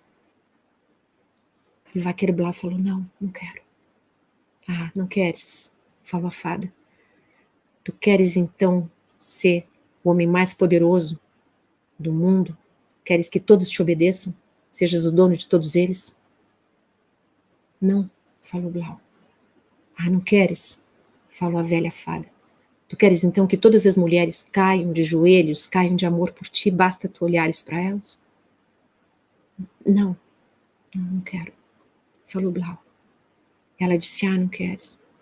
Tu queres então saber os segredos de todas as curas, saber os segredos de todas as ervas que curam todos os males? Não, falou Blau. Também não queres. Tu queres então que nenhum tiro teu seja em vão? Tiro de espada, tiro de flecha, tiro de faca, que todos acertem o alvo? Não queres nem isso. Tu queres então talvez que todos os teus talentos de artista sejam os maiores do mundo? Tu queres ter os talentos da pintura, da poesia, da arte? Queres? E ele falou: não. Aí ela disse: tu não queres nada, então vai-te embora sem nada se tu não queres nada. E aí o Blau olhou para ela, assim, quase num gemido, ele falou: ai, Teniaguá, eu te queria a ti, porque tu és tudo. Tu és aquilo que eu nem sei o que é, mas que eu sinto, eu pressinto, eu atino que existe fora de mim, maior do que eu, antes de mim, acima de mim. Eu te queria a ti, Teniaguá. E nesse momento ele viu tudo escuro. Ficou tudo escuro, ele se sentiu levado pelos ares, e quando ele abriu os olhos, ele estava do lado de fora da montanha, e a montanha nem sinal da abertura. A pedra lisa de novo. Do lado dele, o sacristão com a face pálida e triste. E o sacristão falou assim: puxa vida, Blau, tu até conseguiste, né, manter tua alma forte, coração sereno, mas tu não conseguiste controlar teu coração, não conseguiste controlar teu pensamento. Olha, eu sei que tu é pobre, eu vou te dar um consolo aqui, eu vou te dar essa moeda, tá vendo? Uma moeda furada, ela é furada pelo condão mágico. Ela vai conseguir te dar tantas iguais a ela quantas tu quiseres, tá? Só que uma de cada vez, tá bem? Toma, vai. Blau, muito triste, pegou a moeda de ouro furada, colocou dentro da guaiaca dele, a bolsinha de couro, né, que ele usava, se foi embora. Dali a pouco, ele precisou comprar uma adaga, dele estava enferrujada, passou numa venda, 20 moedas, colocou ele em cima do balcão, uma de cada vez. Tac, 20 moedas.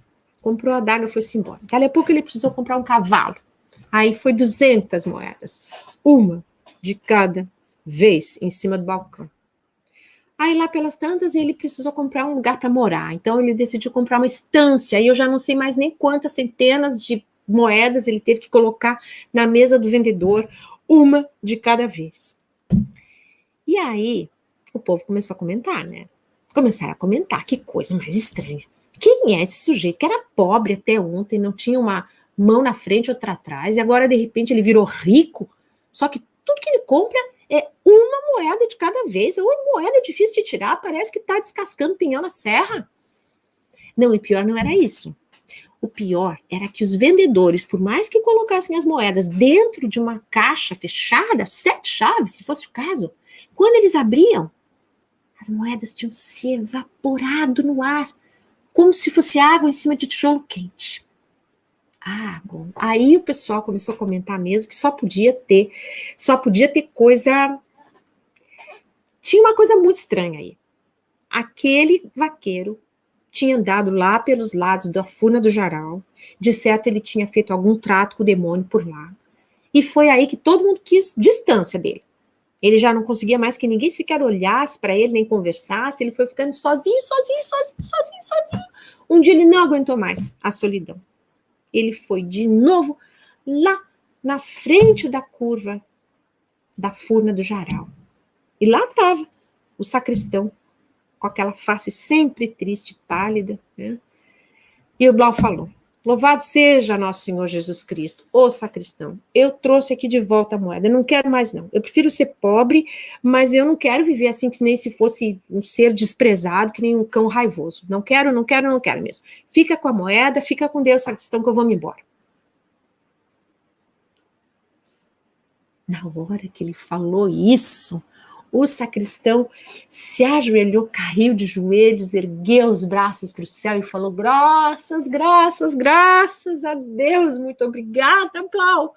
Quebrou-se o encanto, tu me saudaste 3 vezes no nome santo. E aí, eles ouviram um enorme trovão que se escutou 20 léguas ao redor. E o Blau olhou assim para o Morro do Jarau e uma língua de fogo subiu da altura de um pinheiro e dali a pouco ela se transformou em rolos de fumaça porque estavam se queimando os encantamentos da Salamanca do Jarau. A parede da montanha ficou como se fosse de vidro e ele olhava lá dentro e ele via os espadachins no meio do fogo, os pumas, os jaguares, as serpentes, as odaliscas, tudo. E quando tudo se queimou e se aquietou, de dentro da gruta saiu a fada velha, segurando seu condão, e o Blau olhou para ela e viu quando ela se transformou na formosa princesa Moura. A formosa princesa Moura se transformou na Teniaguá, e a Teniaguá se transformou numa linda jovem tapuia, que deu a mão para o sacristão, que a essas alturas também já não tinha mais face pálida nem triste, era um jovem rapagão, como ele era antigamente. Os dois se deram as mãos e saíram que nem um casal de namorados, andando assim pelo campo, porque tinha se quebrado o encanto da Salamanca do Jarau, que tinha suspendido fora do tempo e da vida aqueles dois seres vindos de tão longe e há tanto tempo. O Blau continuou pobre como antes.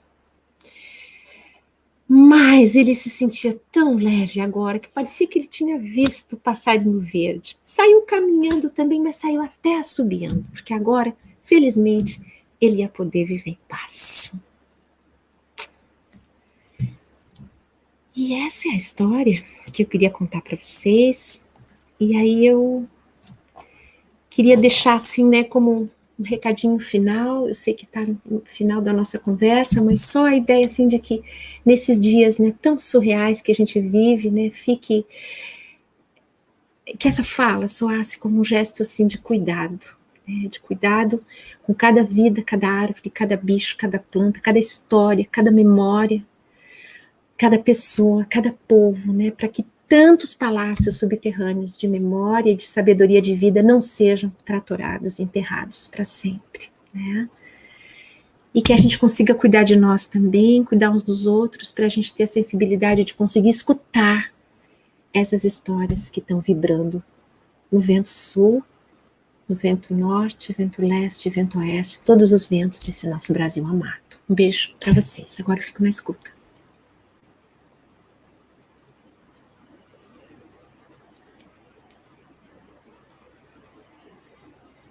Ô, minha querida, muitíssimo obrigada por essa explanação, por tanta profundidade, tanta transparência, por esse mergulho nesses rastros visíveis e invisíveis da nossa cultura. Que coisa linda, que momento precioso para nós aqui. Querida. Temos muitos comentários, muitas perguntas. O tempo é curto, mas a gente vai tentar. Eu peço desculpa, tá, gente? Eu peço 1000 desculpas por ter passado do tempo, tá? Não, mas não tem que pedir desculpas. O tempo é que tem que pedir desculpas, não você. Porque o tempo é, né? O tempo que está aqui, que a gente tem que lutar com ele, né? Mas vai dar tudo certo. Olha, eu tenho uma questão aqui da Regina Alfaia, de São Paulo. Queria abrir com essa questão e já emendar com outra. Já que nós temos tantos educadores e educadoras aqui, é o seguinte, a Regina fala, citando Marie Shedlock, que esperava, em 1915, que as histórias fossem contadas a grupos escolares um dia, somente por aqueles que dedicassem um tempo especial preparando-se para a arte de narrá-las, percebo que você aposta na potência da escola como este lugar onde pessoas se preparam para contar histórias. Que avanços há em direção à realização do sonho de Marie mais de 100 anos depois. Só que aí eu vou só emendar com a questão da Aline Barros, que também fala sobre essa questão da escola. Como abordar as culturas populares dentro da escola sem descontextualizar, marginalizar e tratar como exótico determinados grupos como outros dentro de uma cultura hegemônica. Aline Barros, de São Caetano do Sul. Tá.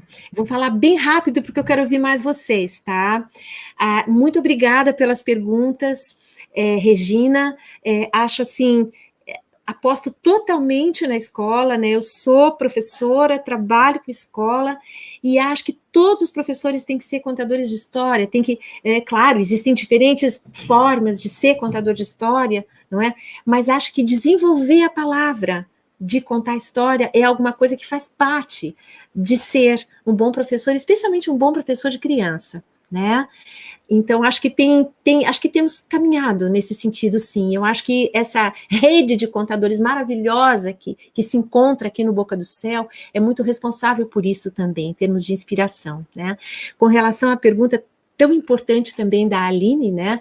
Eu acho, Aline, é muito importante. A tua pergunta, na verdade, ela nem precisaria de resposta, porque ela já é a resposta, não é? Esse cuidado de não tornar exótico, de não folclorizar a cultura tradicional, né? Eu acho que um caminho muito importante é trazer os mestres da comunidade para dentro da escola, né? Esse exemplo que eu mostrei ali na escola é um pouco isso, tá? Então, trazer a comunidade para contar as suas histórias, valorizar as histórias que a comunidade e os mestres da comunidade têm para contar. Eu acho que isso já é um belo caminho também. Em diálogo, evidentemente, com os professores, em diálogo com os contadores de história, que também são educadores. Em conversa, em diálogo, conversando, a gente consegue fazer tudo ficar bonito.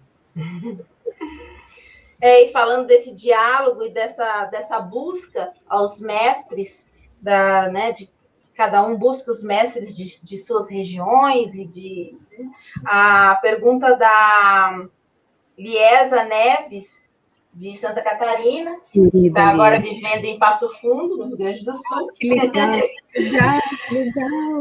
Ela pergunta como você vê a apropriação da cultura popular pelos programas de turismo, especialmente em Florianópolis.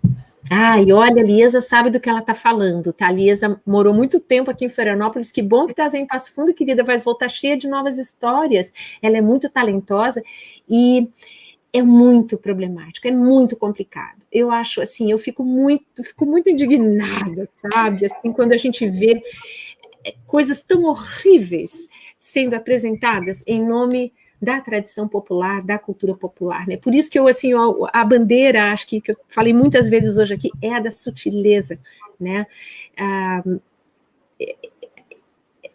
A gente tem que segurar essa vela, tá? A gente tem que manter acesa essa chama da delicadeza, da sutileza, da complexidade, das perguntas, em vez de sair usando tudo para vender tudo. Eu estou tentando responder rápido, porque eu quero ouvir mais. Não, muito bom. Pessoal, não se esqueçam, antes da gente terminar aqui, né? Entrem no mural para vocês poderem colocar suas contribuições, suas memórias. Entrem aqui, o link está aqui no chat. Entrem no mural para dar suas contribuições, que é super importante para a gente. E tem uma perguntinha aqui bem curtinha sobre o nome dessa história do menino indígena, que é a Maria Iris Santos que fez a pergunta.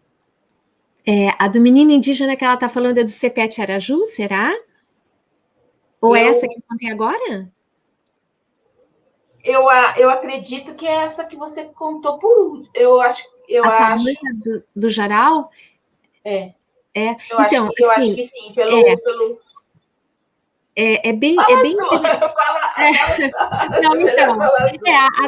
Deve ser essa última, porque a do Cepete Araju é só a lenda de Cepete Araju, não tem só o nome dele. Mas a Salamanca do Jaral é interessante, porque coisas da tradição oral, né, gente? Assim, quando é que aconteceu essa fusão entre Salamanca, que é o nome, né, de uma cidade de colonização moura na Espanha, com Salamandra, que é outro nome da lagartixa, né? Claro que tem uma fusão aí, claro que tem uma fusão, né? O Simões Lopes Neto não menciona nada da salamandra, tá? Mas é evidente que tem, né, uma relação. Então, eu acho que é um desses mistérios que eu não sei se alguém já foi debulhar, se existe como debulhar, se há por que debulhar, talvez não haja. É um mistério mesmo, são coisas da criatividade oral, né? A gente poderia muito bem chamar essa história de a salamandra do Jaral, né? Mas tem essa relação que eu acho também muito bonita, muito poética, com a Salamanca dos Mouros, né?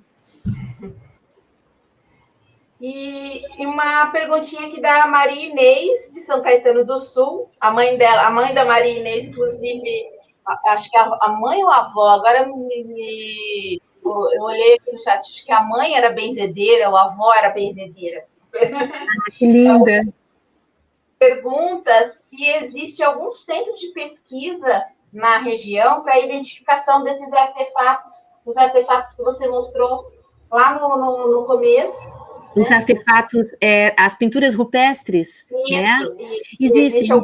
Existem alguns centros, existem centros de estudo, não é? Tem desde o Museu do Homem do Sambaqui, aqui em Florianópolis, existem coisas também na Universidade Federal, existem, mas assim, não se sabe muito, né? A gente vai, eu até, sabe, vou atrás dos artigos, né? Sou fuçadora e tal, mas assim, existem hipóteses, né, de que poderia ser alguma coisa ligada à astronomia, existem várias hipóteses, mas assim, certeza do que aquilo quer dizer, fica para a gente olhar e entender, é meio mistério mesmo. Minha amada, queria te agradecer imensamente por toda essa generosidade sua de sempre. A tua voz acalenta os nossos corações. E a Regina Alfaia está dizendo aqui palavras aqui que eu faço minhas também. Suas palavras são uma honraria enorme às narrativas e ressoam em nossos ouvidos como pedras preciosas. Ai, que lindo! Que lindo, Regina. Muito obrigada, querida. Muito obrigada. Rebrilham no chão das imensas cavernas das memórias do mundo. Muito obrigada. Bonito. Kelly, minha linda, muito obrigada, querida. Eu que te agradeço demais, assim, por tu seres tu, né, por todo o teu trabalho, pela tua luz. Eu nunca vou esquecer as primeiras histórias que eu te ouvi contar, nunca vou esquecer da tua graça, do teu sorriso, da tua luz, nunca vou esquecer. Muito obrigada. Eu também, querida. Sua luz me guia até hoje e sempre guiará. Que linda, que linda. Muito obrigada. Bom, então chegamos aqui ao final da última noite desse Boca do Céu, mas ainda tem Boca do Céu nas nuvens, né?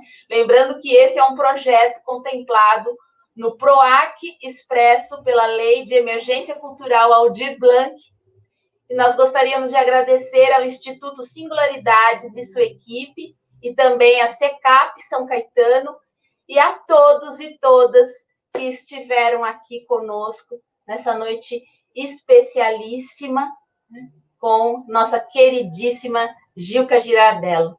Participem do mural dessa atividade, não se esqueçam, contribuam com o mural da atividade, e amanhã, né, amanhã tem mais.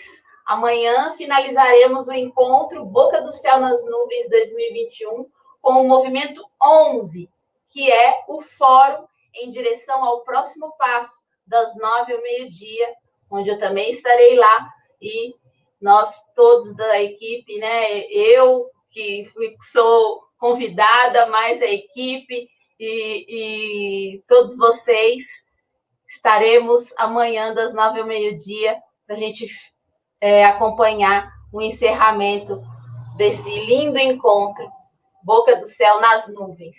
Muito obrigada, tenham uma noite de paz. Obrigada.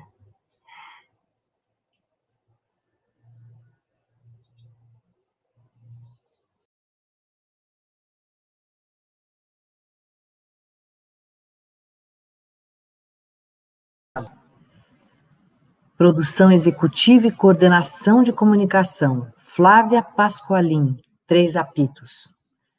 Produção, Daniele Barros, Fabiane Camargo, Júlia Grilo. Assistente de produção, Lívia Salles. Equipe de conteúdos, Anita Galvão, Josias Padilha, Kika Antunes, Marina Esbrécio, Regina Alfaia. Comunicação, Adriana Balsanelli, impressa, Alan Grip, Eduardo Pires, Felipe Machado, Tâmara Carvalho. Agradecimentos muito especiais. SECAP de São Caetano do Sul, São Paulo. Diretora Denise Patini. Formadoras de arte Milene Valentir, Aline Barros de Camargo. Equipe Instituto Singularidades, Beatriz Pérez de Lorenzo, Daiane Emily Leal Teixeira, Luciana Aureli, Gabriela Borges. Intérpretes de Libras, Amanda Balarim, Jefferson Matos, Kátia Zinec, Priscila Fernandes, Raiane Oliveira e Vitor Torres. Muito obrigada, um imenso agradecimento a todos vocês.